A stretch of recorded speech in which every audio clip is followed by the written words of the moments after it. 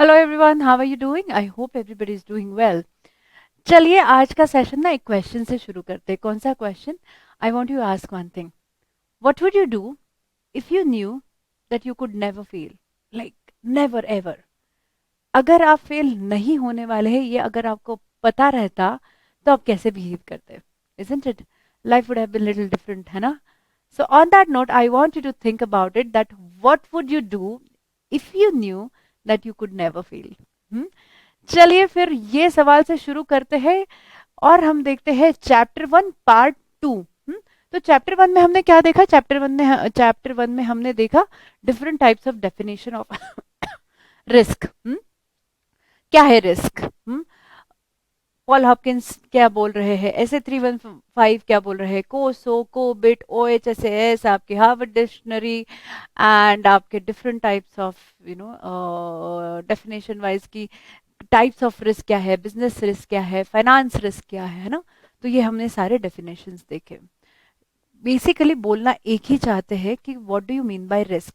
Risk is any uncertainty, any event, any opportunity. Yes, because opportunity क्यों? क्योंकि risk का impact can not always be negative and positive. We saw that, right? तो any event, any opportunity, any what do you say, actions or inactions, any uncertainty which impede what? For any organization to achieve their objectives. And what were those objectives? Objectives could be anything, right from faster, better, profitable to sustainable, right?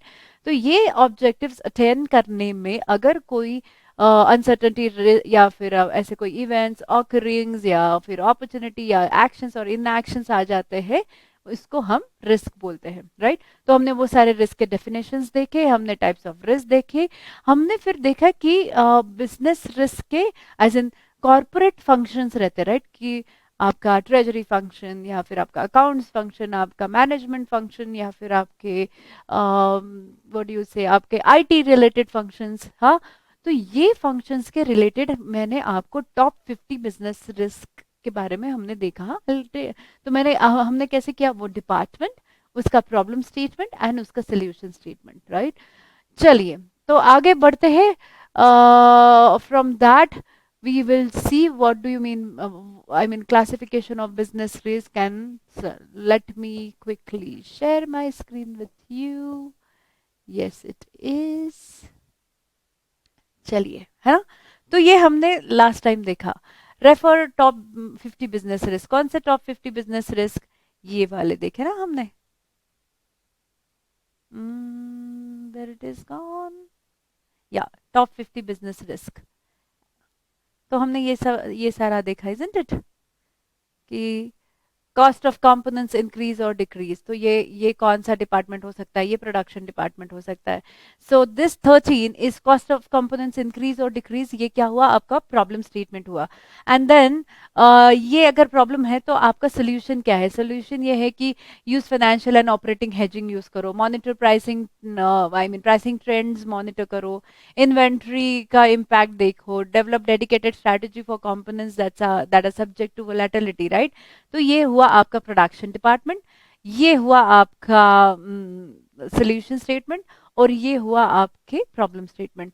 तो ऐसे हमने 50 different departments, I mean not 50 different departments, but different departments के 50 possible risk के occurrences देखे, business risk के occurrence देखे। जैसे difficult to sell product, या फिर एक्सचेंज रेट या फॉरेन एक्सचेंज रेट में फ्लक्चुएशन हो गया। यहाँ पे मैंने आपको बताया था कि there are different legal entities, isn't it? तो एक लीगल एंटिटी बैठी है यूके में, एक लीगल एंटिटी बैठी है इंडिया में, तो and they transact with each other. तो ये एसपीवीज रहते हैं, स्पेशल पर्पज व्हीकल रहते हैं। तो इसके बुक्स में, इंडिया के बुक्स में दिख रहा है कि यूके को इतने सारे पाउंड्स देने हैं, राइट? तो एक उनके यहाँ पे एक यूके का हमें पेबल के लिए हमें एक स्पॉट दिखाई दे देता है कि हमें ये डेट पे उनको पे करना है। अगर ये एक्सचेंज रेट में फ्लक्चुएशन हो गया तो ट्रेजरी को बहुत सारा इम्पैक्ट होता है। तो फिर ट्रेजरी ने क्या करना चाहिए? ट्रेजरी ने जनरली उसको हेजिंग या फिर ये सारे जो भी अपने फॉरेन एक्सचेंज रेट के रिलेटेड चीजें हैं वो ट्रेजरी डिपार्टमेंट ने देखने चाहिए, इजंट इट? तो ये ऐसे सारे हमने देखा। Health and safety, we talk about it right, OHSAS मतलब कौन सा, ये मैंने आपको बताया भोपाल का गैस लीकेज का जो मिसहैप हुआ था राइट। तो ये OHSAS का हमने देखा कि हेल्थ एंड सेफ्टी का क्या प्रॉब्लम है, तो कैसे क्रिएट कर सकते हैं। तो this is like, this is your problem statement and this is your solution statement. Loss of की स्किल्स, तो HR का प्रॉब्लम है, तो हमने देखा कि generally man material machine and money के रिलेटेड हमें प्रॉब्लम होती है, मतलब डिपार्टमेंट इन चारों एस्पेक्ट्स के अराउंड डिफाइन किए जाते हैं। और ये चारों एस्पेक्ट्स के अगेंस्ट जो भी डिपार्टमेंट है उसके, ये जो लेफ्ट हैंड कॉर्नर में हमें जो नंबरिंग दिख रहे हैं वो हमें उसके पॉसिबल प्रॉब्लम्स या पॉसिबल बिजनेस रिस्क या फिर प्रॉब्लम स्टेटमेंट है। And towards your right hand side it is solution statement right. तो ये हमने देखा। And then so that was that top 50 business risk. So we saw that department, problem statement, solution statement, and I ask you to read it every day. क्योंकि हमें क्या करना है, हमें solution oriented रहना है, हमें case studies पूछने वाले हैं, हमें जब भी case studies पूछेंगे तो हमें ये सारे points आने ही चाहिए, right? ये सारे solution statement आने चाहिए। As a risk manager, what you would do? इसलिए मैंने पूछा what would you do if you knew that you could never ever fail, like never ever, right? चलिए आगे बढ़ते हैं। Now we will look into classification of business risk. I told you classification is different than categorization, right? And then it is saying, so it is different than categories of risk. So categories of risk और नीचे उन्होंने explain किया है। So what could be the classification of business risk? Classification of the business risk is simply on four terminology: internal, external, controllable and uncontrollable, like non controllable. Internal क्या क्या हो सकते हैं, जस्ट थिंक अबाउट इट। कौन, हमने जो इतने सारे डिपार्टमेंट देखे, now try and build the logic. हमने देखे कि इंटरनल क्या क्या हो सकते हैं। इंटरनल मतलब मैन या आपका मटेरियल या फिर प्रोसेस राइट, मतलब ऑपरेशंस इन शॉर्ट राइट। तो इंटरनल HR है आपका, आपका टेक्नोलॉजी है या फिर आपका फायर फाइटिंग का सेफ्टी जैसा है राइट। तो ये बिजनेस रिस्क हो सकता है। HR के क्या क्या रिस्क हो सकते हैं, HR के आई मीन HR पर्सपेक्टिव से क्या क्या रिस्क हो सकते हैं कि आपका कोई भी की पर्सनल छोड़ के चला गया, अगर आप कोई ट्रांजिशन ला रहे हो बाहर से, लाइक आउट ऑफ इंडिया से इंडिया में सेट करने के लिए कोई आप प्रोसेस ला रहे हो और वो प्रोसेस में there is a leakage, so all the data gets I mean पूरा नहीं आ पाता है, आ पा रहा है, तो दैट इज HR पर्सपेक्टिव का प्रॉब्लम। टेक्नोलॉजी के हमने देखा कि टेक्नोलॉजी लाइक आईटी फेलियर हो गया, आपके सिस्टम डाउन हो गए, आपके सर्वर है। बेस्ट एग्जाम्पल आपका कोरोना के टाइम पे अगर आपके BCP and DRP like disaster recovery plan या फिर business continuity plan, if those were not in place तो क्या होता था। फिर है फायर एक्सटिंग्विशर नहीं बेटा, तो हम नहीं वो ये करते, फायर मॉक ड्रिल करते हैं and then we straight go to have some breakfast, है ना। तो वो मॉक ड्रिल सिर्फ मॉक ड्रिल के लिए रहता है। फिर we, I don't know how many of us really pay attention जब अपने कॉर्पोरेट्स में या फिर हमारे ऑर्गेनाइजेशन में ऐसे में मॉक ड्रिल्स होते हैं। So those are your internal risk. External risk. So what we are talking about? We are talking about classification of business risk. Huh? The word is business risk here, right? तो external क्या क्या है, external है अपना economy, politics and natural, like economy. Economy अभी अभी आप देख रहे हो क्या, इकोनॉमी में कितने सारे प्रॉब्लम हो गए, कौन से प्रॉब्लम हो गए अभी इकोनॉमिक में। आपने देखा तालिबान और अफगानिस्तान का केस, इजंट इट, तो कितना ड्रास्टिक इम्पैक्ट हो गया। या फिर if you go back in 2008 जब लेमन्स ब्रदर क्रैश हुआ था, तब US की पूरी इकोनॉमी ये हो गई थी। We saw the case study about the Greece right, the country called Greece. या फिर हमने पोर्टो रिको का भी देखा कि कैसे कंट्री के मतलब पूरा इकोनॉमी उनका नीचे चला गया। पॉलिटिक्स, अब आप मुझे ये बताइए कि जब भी पॉलिटिकल कोई ये रहता है, हाँ सपोज वो मोदी जी आने वाले हैं या बाइडेन आने वाला है या ट्रम्प आने वाला है, ये पॉलिटिक्स का कितना ज्यादा इम्पैक्ट रहता है अपने ऊपर, लाइक मार्केट के ऊपर या फिर अपने शेयर होल्डर्स के ऊपर, या फिर ओवरऑल, राइट? सो पॉलिटिक्स के can, is it internal? No, it is external. And natural calamity we are very well aware about this. और फिर आगे बढ़ के वो क्लासीफाई कर रहे हैं कि can it be controllable, that risk, is it controllable और we can not control it. So अगर कंट्रोलेबल है तो हम ये देखते हैं कि इट कैन बी फोरकास्टेड. कोई कोई इनहेरेंट रहता है. कैसे? अब जैसे मैं बता रही हूँ इनहेरेंट मतलब, let's take for an example that we are D Mart, या फिर हम रिलायंस के इसमें है, राइट? या फिर हम बिग बाजार जैसा कुछ बड़ा सा शॉप रन कर रहे हैं. अब उसमें हमें पता है कि हम पेरिशेबल कितना गुड्स सेल करने वाले हैं, राइट? तो उसका स्टॉक मेंटेन रहता है, उसका पता रहता है कि कब वो खराब होने वाला है, पेरिशेबल है, राइट? तो कंट्रोलेबल है, पता है हमें कि इतनी सारी डिमांड है, मतलब दूध है या जैसे आपके जो पेरिशेबल चीजें है, right? So we can control it. So it can be very well forecasted, right? Probability of occurrence is determined, मतलब हमें हम ये कब कब होगा. हमने ऊपर देखा कि रिस्क मैनेजमेंट मतलब क्या, आपको उसका ऑकरेंस आई मीन कम करना है एंड इम्पैक्ट भी कम करना है, इसको बोलते हैं हम रिस्क मैनेजमेंट, राइट? तो ये क्या बोलते हैं कि प्रोबेबिलिटी ऑफ ऑकरेंस डिटरमाइन कर सकते हैं. And not necessary always can be prevented, but थोड़ा सा हम लोअर फाइनेंशियल इम्पैक्ट कर सकते हैं. मतलब ये पर्टिकुलर रिस्क को they are insurable risk. Insurance company इसको एंटरटेन करती है, ऐसे टाइप्स के रिस्क को एंटरटेन करती है. Uncontrollable, they are detrimental. हाँ, the word is detrimental. Let me, yeah, sorry. So it is detrimental. Detrimental financial impact है, मतलब बहुत ज्यादा फाइनेंशियल इम्पैक्ट है. And then they are saying we can not control it. हमारे पास कोई उसका कंट्रोल नहीं है. तो क्लासिफिकेशन हमने देखा, it can B internal, external, controllable and uncontrollable. चलिए आगे बढ़ते हैं. ये हमने देखा कोसो मतलब क्या है ना, ऊपर ज्ञान ऑफ द डे में मैंने लिखाया है आपसे, ये रहा यहाँ पे. COSO. What is COSO framework?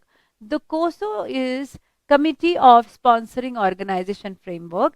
It is a framework for designing, implementing, evaluating internal controls for organization, providing enterprise risk management. हाँ, तो ERM ये हमने देखा कि ये कोसो का ये है. तो ये क्या बोल रहे हैं कि कोसो के इससे रिस्क कैटेगरीज, ऊपर हमने क्या देखे, classification. So classification is different and categorization is different. Please be very careful while answering the question. What are they really asking for? Are they asking for classification or they are asking for categorization? So categorization में classification लिख के नहीं चलेगा and vis-a-vis, right? So we are looking the risk categories and not classification. And this is risk categories by COSO and not by Paul Hopkins. Risk category is by COSO. मतलब there are two risk categories, one by COSO and one by Mr. Paul Hopkins. चलिए आगे बढ़ते. तो कोसो के हिसाब से risk categories क्या क्या है? कोसो के हिसाब से रिस्क कैटेगरीज है कि those are operations, financial reporting and compliances. तीन चीजों में उन्होंने बोला है कि तीन जगह पे कैटेगराइजेशन हमें करना पॉसिबल है. कौन से कैटेगराइजेशन करना पॉसिबल है? ऑपरेशंस. ऑपरेशन जैसे मैंने आपको बोला, मैन, मटेरियल, मशीन, है ना, money. So those are your no, money will come part of financial reporting or something. So operations, कोई भी operations मतलब क्या, आपके एम्प्लॉयज, आपका प्रोसेस, आपका स्ट्रेटजी, आपका ऑब्जेक्टिव्स, राइट? तो ऑपरेशंस में अगर कुछ प्रॉब्लम है, इनएफेक्टिव ऑपरेशंस हो जाते, then that is your risk category. Finance reporting मतलब data maker is data checker. ये प्रॉब्लम हो सकता है ना. तो फिर अगर आप तो इजीली वो जो भी आपके अकाउंट्स है या जो भी आपके फाइनेंशियल्स है, आप वो इजीली मेस्ड अप कर सकते हो. इसके लिए बोलते हैं कि data maker can not be data checker. तो फाइनेंशियल रिपोर्टिंग में बोल रहे कि जो इनपुट आ रहा है और वो जो प्रोसेस हो रहा है, आई मीन इनपुट आ रहा है उस पर कुछ एनरिचमेंट होगा, उसका कोई प्रोसेस होगा, and then there will be output. तो अगर इसमें कोई भी गड़बड़ है, एंड ऐसे फाइनेंशियल रिपोर्टिंग में हमने देखा कि फाइनेंशियल रिपोर्टिंग का रिस्क का मतलब क्या है, कि ऐसे फाइनेंशियल रिपोर्टिंग का मतलब कि ये ट्रू एंड फेयर व्यू नहीं दे पा रहा या फिर ये कंप्लायंट नहीं है, तो that is your finance reporting risk. हाँ, so there is no control process and material error in financial statement, material error, miss statement हो सकते हैं, मटेरियल एरर हो सकता है। जैसे हम अपने अकाउंटिंग स्टैंडर्ड में भी दिया है, प्रायर पीरियड आइटम अभी करके रखे, प्रोविजन करना चाहिए था, प्रोविजन किया नहीं, या फिर आपके रिलेटेड पार्टी डिस्क्लोजर्स करने थे, वो रिलेटेड पार्टी डिस्क्लोजर्स किया नहीं, right. So there can be an number of material misstatement. LIFO method से करने को बोला, हमने फीफो किया। कॉस्ट और NRV whichever is lower बोलने को किया, तो हमने ऐसा कोई फॉलो ही नहीं किया। पहले हम डब्ल्यूडीवी कर रहे थे, फिर एसएलएम किया, फिर से चेंज किया without giving proper justification towards it. हम ये कब चेंज कर सकते हैं? Go back to our accounting standard. हम ये कब चेंज कर सकते हैं? If and only if there is what, अगर लीगल रिक्वायरमेंट है तो ही, and true and fair view आ सकता है, and there are I don't remember actually, but there are or more 2-3 reasons where you can change your policy or where you can change the way you are dealing with, like WDV से SLM अगर करना है या SLM से WDV करना है, right? So those are financial reporting risk, inherent risk, कि material में स्टेटमेंट हो गया, मटेरियल एरर डाल दिया, या फिर आपने कुछ मेस्ड अप कर दिया रिपोर्टिंग में। जैसे मैंने काफी सारे एग्जांपल दिए, इन्वेंट्री का दिया, रिलेटेड पार्टी डिस्क्लोजर दे दिया, या फिर आपको कॉन्ट्रैक्ट अकाउंटिंग है, या फिर आपका फॉरेन एक्सचेंज का है। कितने सारे हम लोग एग्जाम्पल इसमें सोच सकते हैं, right. And compliance, so non compliance, it is quite no brainer, non compliance of laws and regulation. कौन से लॉज एंड कौन से regulation depends where your organization is working, like which industry it is, right? अगर आप international ये है तो आपको बहुत सारे laws and regulations, international investment bank है तो आपको बहुत सारे लॉज एंड रेगुलेशन है, आपको सॉक्स कंप्लायंसेस है, आपको बाजिल मैनेजमेंट है, आपका फेडरल रिपोर्टिंग है, फिनमार रिपोर्टिंग है, एफएएस रिपोर्टिंग है, राइट। अगर हम इंडियन कंपनीज है तो इंडियन कंपनीज में तो oh my God, I mean आपके टैक्सेशन, जीएसटी, आपका इनडायरेक्ट टैक्सेशन, और पता नहीं क्या क्या हमें करना पड़ता है, राइट। बेनामी प्रॉपर्टी एक्ट, ये एक्ट, वो एक्ट। तो non compliance of such laws and regulation can be your risk categories, right? तो हमने ऊपर देखा internal, external, controllable and non controllable, that is classification of business risk. And by COSO के हिसाब से रिस्क कैटेगरीज क्या है? Operations, finance reporting and compliance. ठीक है, चलिए आगे बढ़ते हैं, कंट्रोल स्कोर देखते हैं। अब कंट्रोल स्कोर क्या है, राइट? कंट्रोल स्कोर ये चीज है ना कि आपका जैसे आपके सिबिल स्कोर रहते हैं, है ना, क्योंकि वो आपको दिखाते कि यार आप कितना क्रेडिट वर्दीनेस है आपका, मतलब डिफॉल्ट रेट कितना है, राइट। तो ऐसे ही स्कोरिंग रहता है। जैसे इनके रेटिंग्स भी रहते हैं, ये जो क्रिसिल या फिर कौन से आपके मूडीज, हाँ, ये भी स्कोर देते रहते हैं किस चीज पे? इनके लिक्विडिटी, आई मीन ये हम बाजिल मैनेजमेंट में देखेंगे, right. So Standards and Poor's, ये सारे लोग है ना, कोई भी ऑर्गेनाइजेशन के लिए they keep giving you the score, like कौन से इसमें है, ए है, ट्रिपल ए है, माइनस बी है या बी है, हाँ, तो वो पोजीशंस के लिए देते रहते हैं। अब हाउ इट इज को related with the control score? Control score मतलब क्या, ये हम देखते हैं, ये बहुत आसानी से यहाँ पे आप समझ जाओगे कि कोई भी एक कंपनी है, राइट, ये लाइकलीहुड, एक इस पे हमने लिखा है कि ये लाइकलीहुड है एंड इम्पैक्ट है। हमने देखा कि देखो कि आपका लाइकलीहुड मतलब जो भी आ रहा है वो भी कम होना चाहिए और आपका इम्पैक्ट भी लोअर होना चाहिए, राइट। तो this is called as your risk management. क्या क्या? आपका लाइकलीहुड और आपका इम्पैक्ट, इम्पैक्ट, राइट। तो ये अगर आपका लो है, मतलब ये करना है, तो इसको रिस्क मैनेजमेंट बोलते हैं, ठीक है। अब हमने ये भी देखा कि impact, impact on home and on what? Tangible value, let me quickly switch it of. Tangible value कौन से, गेनिंग और लूजिंग। क्यों, हमने देखा ना कि रिस्क का impact can not always be negative, it can B positive. कैसा, COP26 का एग्जाम्पल, थिंक अबाउट इट। जब मैंने आपको बोला कि एनवायरमेंटल रिलेटेड हमें कुछ नॉर्म्स डील करने पड़ रहे, कुछ करना पड़ रहा है, TCFD करके रिपोर्टिंग, तो उसके चलते हमें बोलना पड़ रहा है कि हम नहीं रिन्यूएबल एनर्जी की यूज़ कर रहे हैं, हम नेचुरल एनर्जीज यूज़ कर रहे हैं। जैसे मैंने बताया कि हम डीजल मशीन्स बना रहे थे, अब हम पेट्रोल मशीन्स बना रहे थे, अब हम हाइब्रिड बना रहे हैं, अब हम टोटली इलेक्ट्रिकल मशीन्स बना रहे हैं, इजंट इट। हम विंड मिल का यूटिलाइजेशन कर रहे हैं, हम जो ये सन के ये है उसका हम यूटिलाइजेशन कर रहे हैं। क्यों ये सब कुछ कर रहे हैं? क्योंकि वो नॉर्म्स है, वो चैलेंज है, that is a norm, and I mean that is a compliance which we need to be compliant of, and उसके चलते हम अपनी ऑर्गेनाइजेशन की जो स्ट्रैटेजी है, जो ऑब्जेक्टिव है, वो रिवर्स इंजीनियरिंग कर रहे हैं या फिर रीडू कर रहे हैं या फिर नया कर रहे हैं, राइट। तो इसका मतलब क्या हुआ कि वहां पे भी बेनिफिट तो है ही, राइट। जो चीज़ हम नेचुरल, आई मीन जो इलेक्ट्रिसिटी यूज कर रहे हैं उसके बजाय हम लोग विंड मिल का यूज कर रहे हैं या फिर कुछ बैटरी ऑपरेटेड कर रहे हैं, राइट। तो पैसे तो बचे रहे, इजंट इट। तो ये चीजों के लिए बोल रही हूँ मैं कि impact can not always be negative, it can B positive.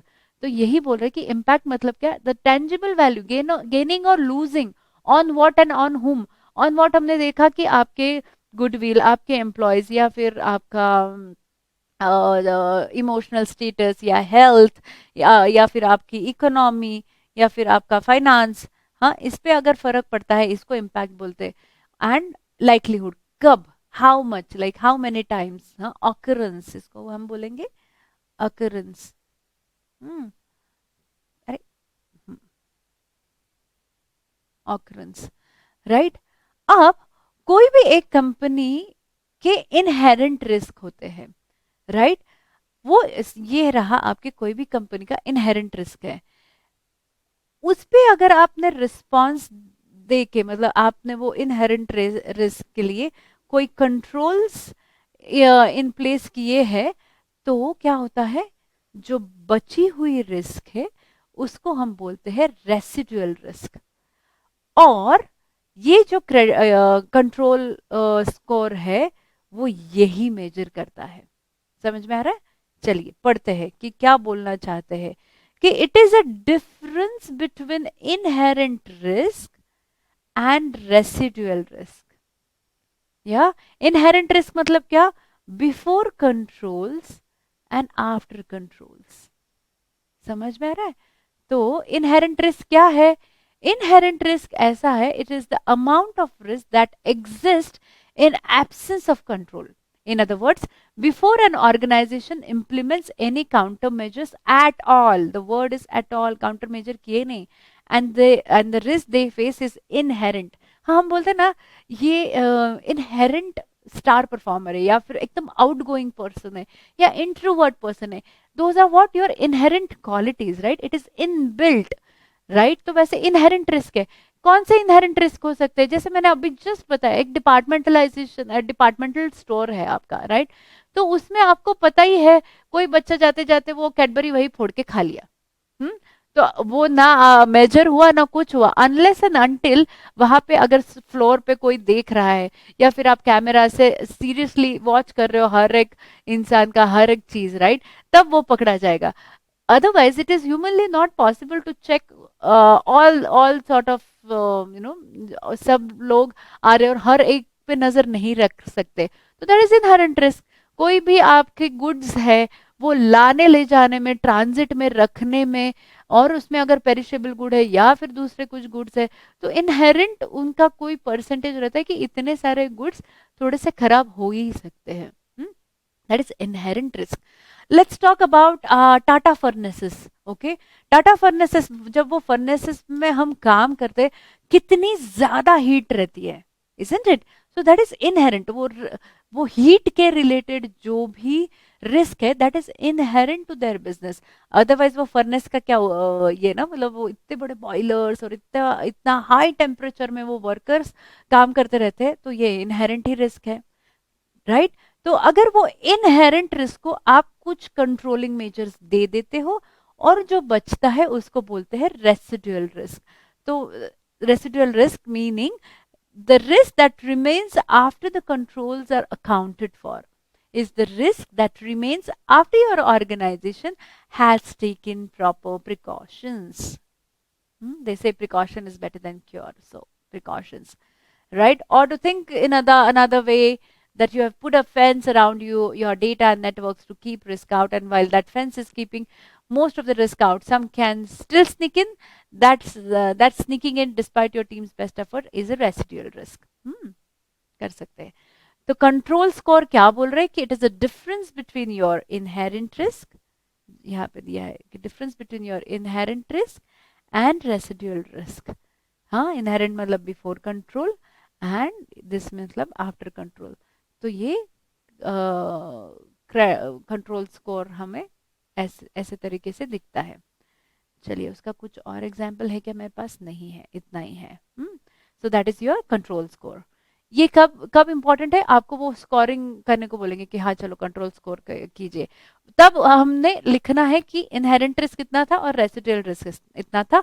तो आई मीन इतना कंट्रोल करने के बाद इतना रेसिडुअल रिस्क बचेगा, तो इतना इसका कंट्रोल स्कोर है.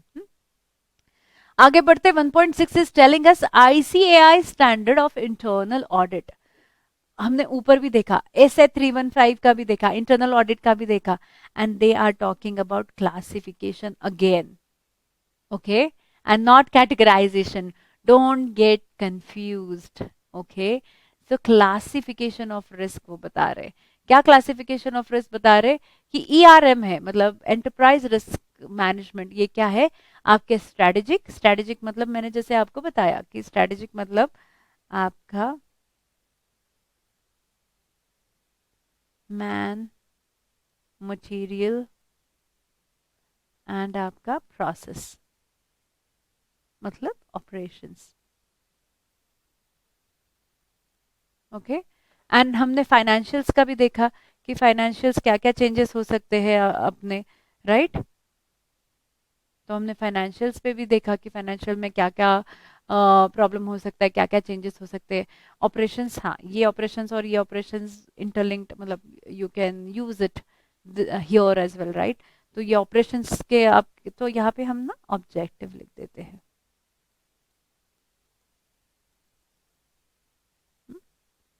फाइनेंस एंड नॉलेज, नॉलेज मतलब आपका एचआर, राइट. तो ये आईसीआई के स्टैंडर्ड ने डिफाइन किया है कैटेगराइजेशन. चलिए आगे बढ़ते हैं एंड ज्ञान ऑफ द डे देखते हैं. The open group. The open group क्या है? The open group is a global consortium that seeks enable the achievement of business objective by developing open vendor neutral technology standards and certification. It has over 840 members and provides number of services including strategy, management, innovation, research, standard certification, test development, etc., etc. Right? तो open book, I mean open not book, open group standard क्या बोल रहा है? Open group standard बोल रहा है कि हाँ, now they are talking about classification. So much है ना, यहाँ पे भी क्लासिफिकेशन, यहाँ पे भी क्लासिफिकेशन, ऊपर कैटेगराइजेशन एंड नॉट क्लासिफिकेशन. ये भी कैटेगराइजेशन इज बाय कोसो and not by Paul Hopkins. ये रहा आपका बिजनेस क्लासिफिकेशन, बिजनेस रिस्क का क्लासिफिकेशन, है ना. तो हाँ, तो बहुत सारा हमें देखना पड़ेगा. अब ओपन ग्रुप स्टैंडर्ड क्या बोल रहे हैं कि risk classification is based on these three things. Which three things? Effect, frequency and impact. Okay, so effect plus frequency, और हमने इस बेसिस पे इसका इम्पैक्ट असेस करना है. तो क्या बोल रहे हैं ये इफेक्ट्स? इफेक्ट्स क्या असेस करने हैं, मतलब क्या क्या इम्पैक्ट हो सकता है? कैटास्ट्रॉफिक मतलब एकदम critical, critical, right. And don't go by the words of it, like critical मतलब सीरियस यहाँ पे, ओके. So you got to remember catastrophic effect, एकदम क्रिटिकल इफेक्ट. क्रिटिकल इफेक्ट मतलब थोड़ा सा सीरियस इफेक्ट. मार्जिनल मतलब माइनर, एंड निग्लिजिबल मतलब ठीक है, चलता है, लाइक अपना नहीं है, चलता है एटीट्यूड, तो वैसे चलता है. निग्लिजिबल थोड़ा सा minimal. Frequency like frequent, like often, like continuous, कितनी बार, like they will tell you in a year's time ये कितनी probability है कि इसके एक्शंस और इनएक्शंस होने की कितनी प्रोबेबिलिटी है, ऑफन लाइक कंटिन्यूअस, लाइकली मतलब एक ही साल में कितने बार, सेवरल टाइम्स, ओकेजनल मतलब क्या, स्पोरेडिकली मतलब इरेग्युलरली, राइट, सेल्डम मतलब remote, once in a while, unlikely मतलब लेस प्रोबेबल टू हैपन। तो ये इम्पैक्ट एंड फ्रीक्वेंसी एनालिसिस करने के बाद हमें एक इम्पैक्ट एनालिसिस ये मिलेगा, मतलब असेसमेंट ये होगा कि ये जो रिस्क है ये एक्सट्रीमली हाई रिस्क है, या फिर ये हाई रिस्क है, या मॉडरेट रिस्क है, या फिर लो रिस्क है, राइट। हाँ, एक्सट्रीमली हाई रिस्क मतलब क्या, इसके सीवियर कॉन्सिक्वेंसेस है, severe financial consequences, economical consequences, health related consequences, और आपका गुडविल रिलेटेड कॉन्सिक्वेंसेस, राइट। तो ये सारे कॉन्सिक्वेंसेस सीवियर है। फिर है हमारी हाई रिस्क, सर्टन गोल्स, मतलब आपने कुछ गोल किया था कि मैं मेरा प्रोडक्शन लाइन अगर 1000 प्रोडक्ट्स पर मंथ प्रोड्यूस कर रहे हैं, तो ऐसे रिस्क, मतलब ये असेसमेंट करने के बाद लाइक सीरियस क्या क्या प्रॉब्लम हो सकती है, मशीन ब्रेकडाउन। हाँ, प्रोडक्शन लाइन में machine breakdown is a serious like critical, ये क्रिटिकल है, तो ये सीरियस इम्पैक्ट हो सकता है।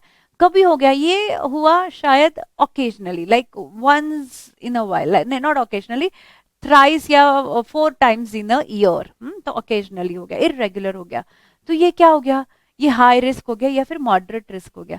मतलब अगर मैंने 1000 प्रोडक्शन यूनिट्स आई मीन बाहर निकालने हैं, तो ये बिकॉज ऑफ मशीन ब्रेकडाउन या फिर बिकॉज ऑफ क्या बोलते हैं इनहेरेंट प्रॉब्लम, ये मैं 500 ही अचीव कर सका, तो certain goals are not achieved by me, right. तो इसको बोलते हैं हाई रिस्क। मॉडरेट रिस्क मतलब threatening the success of certain goals and not not being achieved, मतलब हम कर ही नहीं पाते, मतलब वहां तक पहुंच ही नहीं पाते।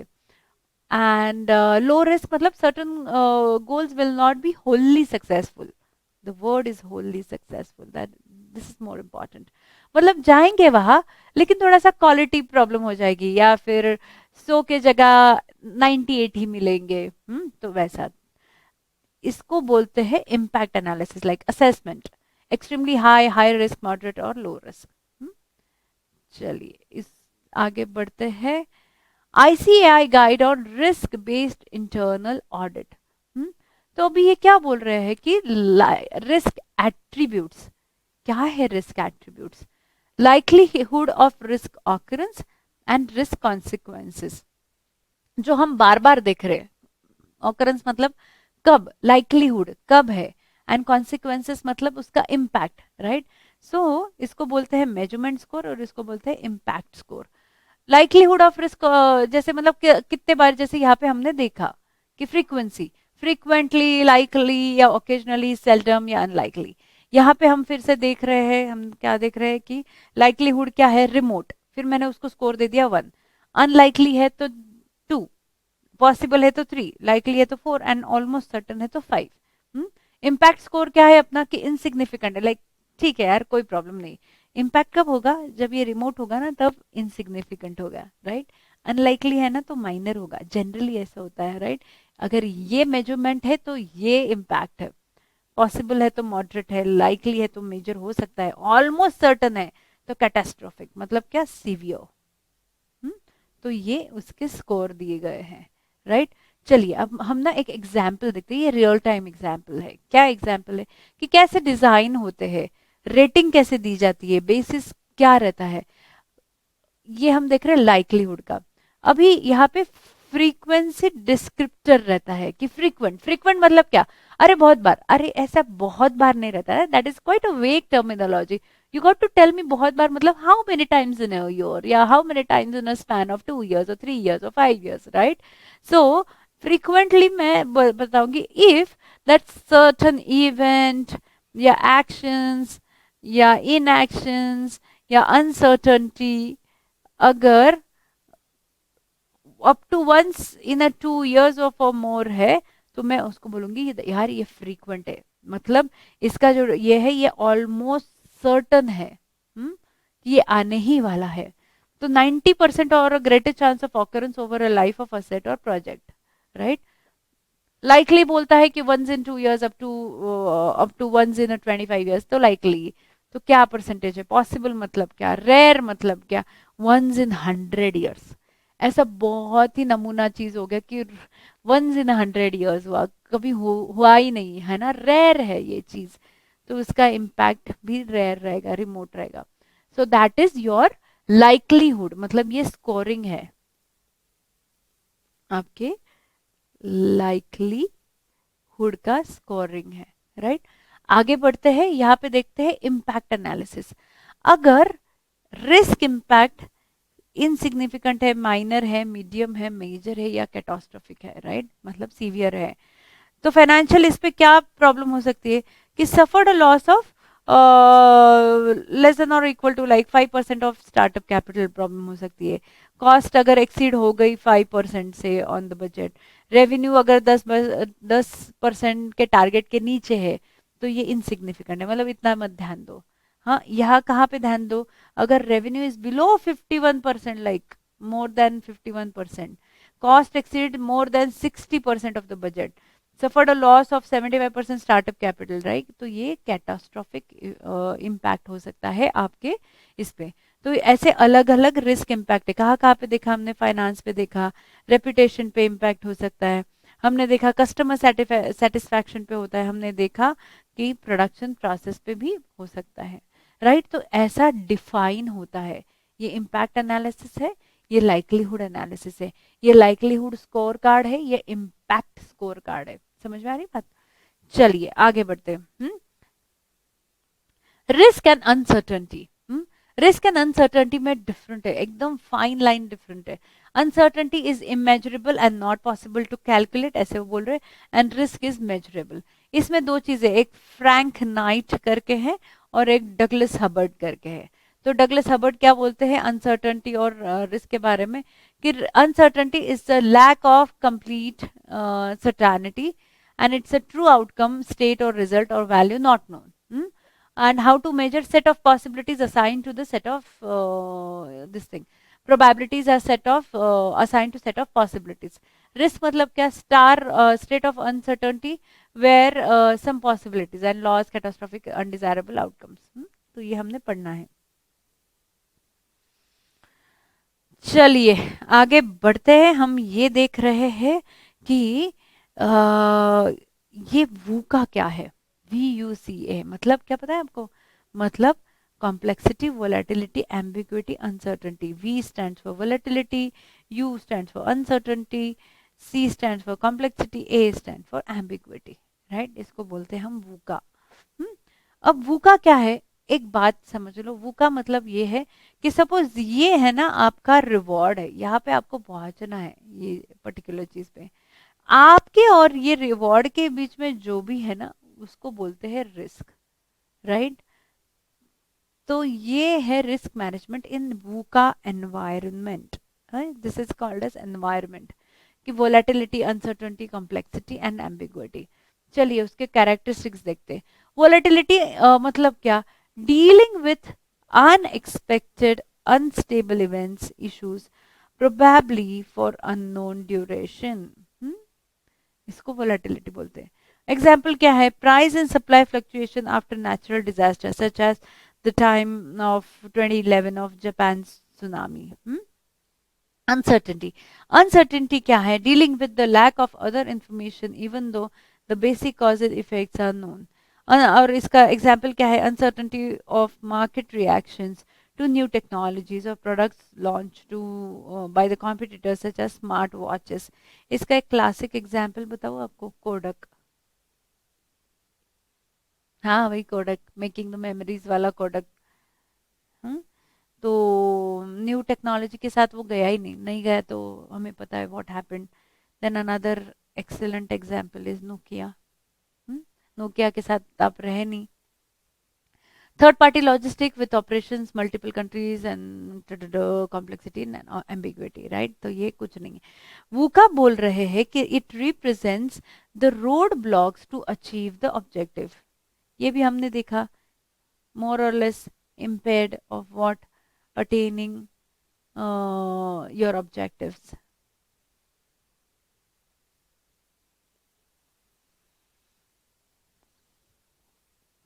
राइट। क्या क्या एग्जाम्पल हो सकते हैं, जैसे ब्रेक्सिट, या फिर जीका वायरस, या फिर अपना कोरोना वायरस, या फिर Donald Trump, cyber attacks on investment banking. तो ये सब हमें बोलते हैं वूका। अब फिर से आ गए हम यहाँ क्लासिफिकेशन ऑफ रिस्क, थर्ड पे क्लासिफिकेशन ऑफ रिस्क। हाँ, क्लासिफिकेशन ऑफ रिस्क हमें आ रहे हैं, एक सेकेंड था,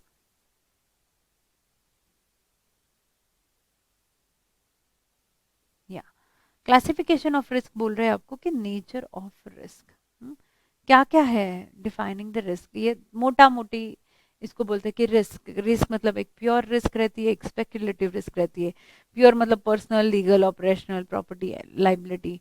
एंड स्पेक्युलेटिव मतलब market, credit, strategic, business, reputational and liquidity. Market से कौन से, इक्विटी, कमोडिटी, करेंसी, या फिर इंटरेस्ट रेट। यहाँ पे लाइबर और यूरोबॉर या फिर ऐसे कॉन्सेप्ट चलते रहते हैं, ठीक है। तो ये रहा आपका categories of risk. Categories of risk, those are insurable, this is more important, don't fall into the trap. अब एक्सटेंडेड रिस्क, एक्सटेंडेड रिस्क मतलब क्या, fundamental risk, particular risk, dynamic risk and control risk. Fundamental मतलब no control, for example war और pandemic, जैसे हमने देखा black sworn event, right. कि इस पे हमें कोई कंट्रोल ही नहीं है। फिर है पर्टिकुलर, लाइक पर्टिकुलर, इसमें डायनामिक मतलब लेस प्रेडिक्टेबल, एंड कंट्रोल मतलब we know we can control them, so uncertain, right. So generally not, ये जो है dynamic, generally they are not insurable. And जो पहला फंडामेंटल एंड पर्टिकुलर है, तो वो peculiar result, I mean extended risk में they are insurables if occurrence of their problems, right। चलिए आगे बढ़ते हैं, एस्पेक्ट्स ऑफ अपॉर्चुनिटी रिस्क। क्या क्या एस्पेक्ट्स हो सकते हैं, स्पेकुलेटिव। बढ़ते हैं यहाँ आगे, देखते हैं कहाँ चला गया, हाँ।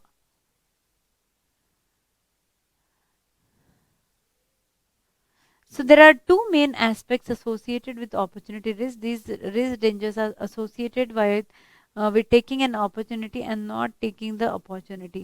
Organization risk may not be visible or physically apparent, and they are often financial in nature.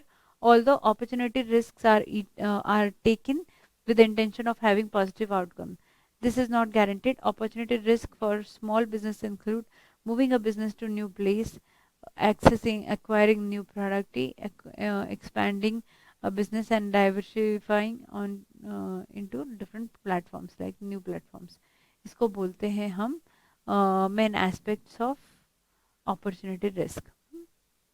तो स्पेकुलेटिव क्या है, मार्केट स्पेकुलेशन से, बायर एंड शेयर के वजह से, और या फिर क्रिटिकली हमें पता चल जाता है कि ये एस्पेक्ट ऑफ अपॉर्चुनिटी रिस्क क्या है, ठीक है। आगे बढ़ते हैं, टाइप्स ऑफ रिस्क। आप बोलोगे यार ऊपर भी रिस्क नीचे भी रिस्क, टाइप्स ऑफ रिस्क है ना, लेकिन ऊपर बिजनेस रिस्क के टाइप थे, अभी सिंपल टाइप्स ऑफ रिस्क है, internal, external, controllable, non controllable, controllable and non-controllable, right, even if in the case of external। चलिए आगे बढ़ते हैं, हम देखते हैं, ओके। तो ये था चैप्टर 1 पार्ट 2।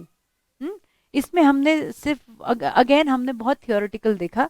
अभी हम लेंगे चैप्टर 1 पार्ट 3 में, हम करेंगे ये जो जितने भी टाइप्स ऑफ रिस्क है, जैसे finance, credit, liquidity, market operations, हाँ, उसके हर एक के case studies in detail we will talk, right. So let's revise. क्या रिवाइज कर रहे हैं हम, हमने क्या पढ़ा अभी तक, हमने ये पढ़ा कि रिस्क के कैटेगराइजेशन, रिस्क के क्लासिफिकेशन, रिस्क के टाइप्स क्या क्या है, राइट। और एक्सटेंडेड रिस्क मतलब क्या कि, और या फिर हमारे पॉल हॉपकिंस के वजह से जो कैटेगरीज है इसका मतलब क्या, नेचर ऑफ रिस्क का मतलब क्या, ये हम सब, वो का मतलब क्या, राइट। तो ये सब हमने देखा। Chapter 1 part 3 I will come up with only and only case studies about those risks. Like here they have jot down few risk: staffing risk, technology, information, fraud, price, process, governance, safety risk. तो ये हम बात करेंगे next वाले session में. So on that note, thank you very much guys for listening to me. If you have any questions, if you have any doubt, if you want me to include something or reduce something, if you are not okay with something and otherwise, please feel free to get in touch in the with me. There are details given into the inbox, like description inbox. Until then, take care. Take very good care of yourself. Thank you. Bye.